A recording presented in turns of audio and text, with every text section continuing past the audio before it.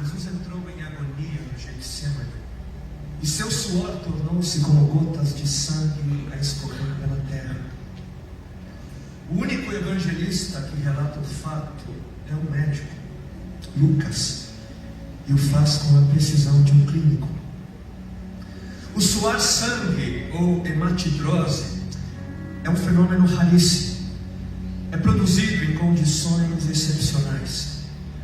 E para provocá-lo é necessário uma fraqueza física, acompanhada de um abatimento moral violento, causado por uma profunda emoção, por um grande medo.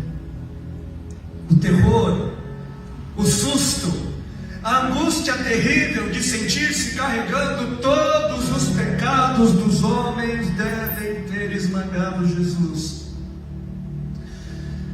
Tal tensão extrema produz o rompimento das finíssimas veias capilares que estão sob as glândulas sudoríparas, e o sangue se mistura ao suor e se concentra sobre a pele, escorrendo então por todo o corpo até a terra.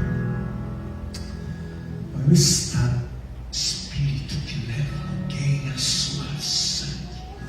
O terror, o susto, a angústia terrível de sentir-se carregando todos os pecados dos homens devem ter esmagado Jesus.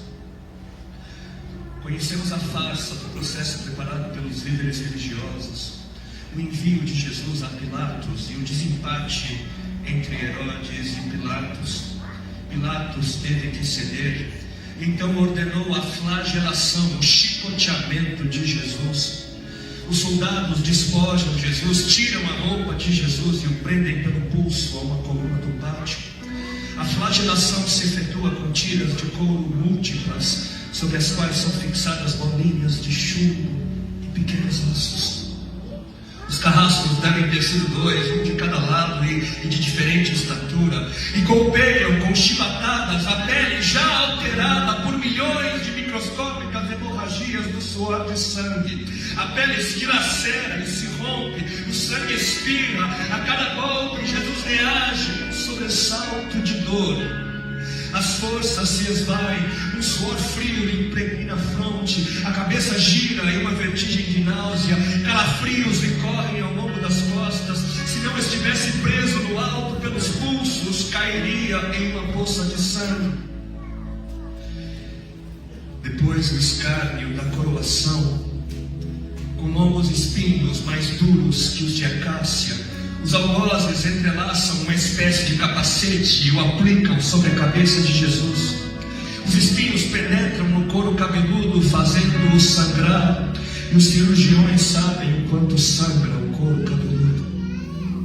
Pilatos, depois de ter mostrado aquele homem dilacerado à multidão feroz, o entrega para ser crucificado. Colocam sobre os ombros de Jesus o grande braço horizontal da cruz, que pesa uns 50 quilos. A estaca vertical já está plantada sobre o calvário. Jesus caminha com os pés descalços pelas ruas de terreno irregular, cheias de pedregulhos. Os soldados o puxam com as cordas. O percurso é de cerca de 600 metros. Jesus, fatigado, arrasta um pé após o outro, frequentemente cai sobre os joelhos, e os seus ombros estão cobertos de chagas, de ferimentos. Quando ele cai por terra, a viga lhe escapa, escorrega e lhe esfola o dorso. Sobre o Calvário tem início a crucificação. Os carrascos despojam o condenado, tiram a roupa do condenado, mas a sua túnica está colada nas chagas dos ferimentos, e tirá-la produz dor atroz. Quem já tirou uma atadura de gás de uma grande ferida percebe do que se trata. Cada fio do tecido adere e cola a carne viva, e ao levarem a túnica se laceram as terminações nervosas, postas em descoberto pelas chagas. Os carrascos dão um puxão violento, e há o risco de toda aquela dor provocar uma síncope. Mas ainda não é o fim.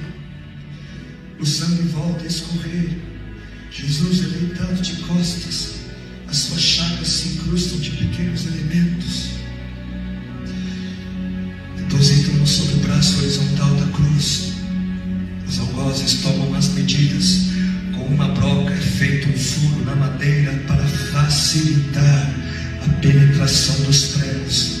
Os carrascos pegam um longo prego pontudo e quadrado, apoiam-no sobre o pulso de Jesus e com um golpe certeiro de martelo o plantam e o rebatem sobre a madeira. Jesus deve ter contraído o rosto assustadoramente. O nervo mediano foi lesado.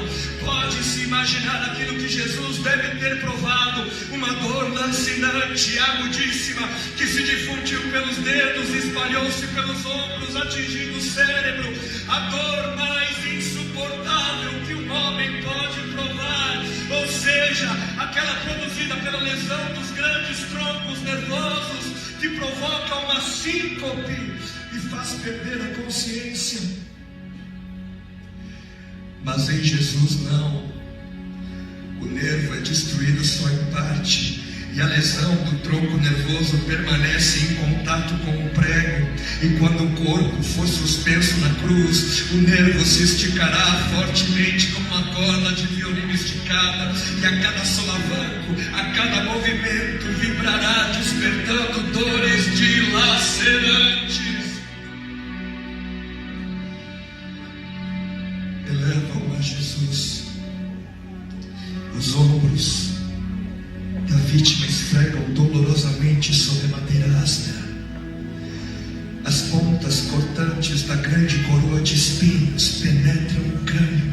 A cabeça de Jesus inclina-se para frente, uma vez que o diâmetro da coroa o impede de apoiar-se na madeira. Cada vez que o mártir levanta a cabeça, recomeçam pontadas agudas de dor. Pregam-lhe os pés. Ao meio-dia, Jesus tem sede. Não bebeu desde a tarde anterior e estava desidratado pela perda de tanto sangue. Seu corpo é uma máscara de sangue. A boca está semi-aberta e o lado inferior começa a pender. A garganta seca lhe queima, mas ele não pode engolir, tem sede. Um soldado lhe estende sobre a ponta de uma vara uma esponja com bebida ácida de uso entre os militares. Tudo aquilo é uma tortura atroz. De repente, um estranho fenômeno se produz no corpo de Jesus. Os músculos dos braços se enrijecem em uma contração que vai se acentuando, os bíceps esticados e levantados, os dedos se curvando. É como acontece a alguém ferido de tétano, a isto que os médicos chamam de tetania. Quando os sintomas se generalizam, os músculos do abdômen se enrijecem em ondas imóveis. Em seguida, os músculos entre as costelas, depois os do pescoço e finalmente os músculos respiratórios se enrijecem. A respiração se faz pouco a pouco mais curta. O ar entra, mas não consegue mais sair. Jesus respira com um ápice nos pulmões. Tem sede de ar como um asmático em plena crise. Seu rosto pálido, pouco a pouco, se torna vermelho, depois se transforma num violeta purpúreo. Jesus é envolvido pela asfixia. Seus pulmões cheios de ar não podem mais esvaziar-se. A fronte está impregnada de suor, os olhos saem fora de órbita. Mas de repente algo acontece. De repente algo acontece. Lentamente, como um esforço sobre-humano, Jesus toma um ponto de apoio sobre o prego dos pés. Ele esforça-se a pequenos golpes, se eleva, aliviando a tração dos braços. Os músculos do tórax se distendem, a respiração torna-se mais ampla e profunda, os pulmões se esvaziam e o rosto recupera a palidez inicial. Mas por quê? Por que este esforço? Por quê? Porque Jesus quer bradar: Pai, perdoa-lhes porque não sabem o que fazem. E logo em seguida o corpo de Jesus começa a afrouxar-se de novo e a asfixia recomeça.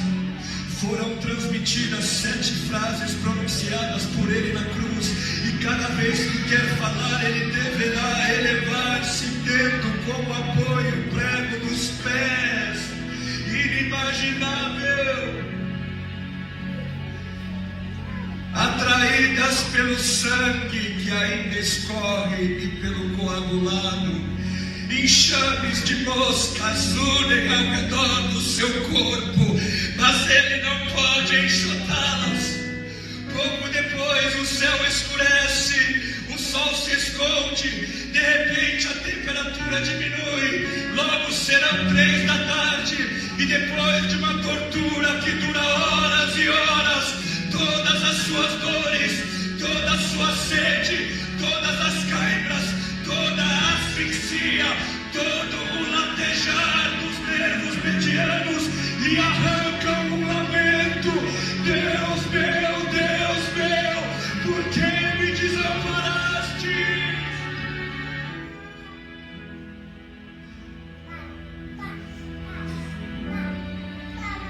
Jesus grita: está consumado.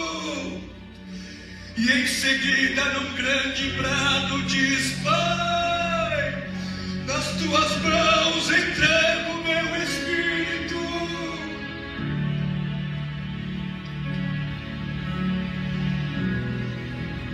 E morreu no meu lugar e no seu.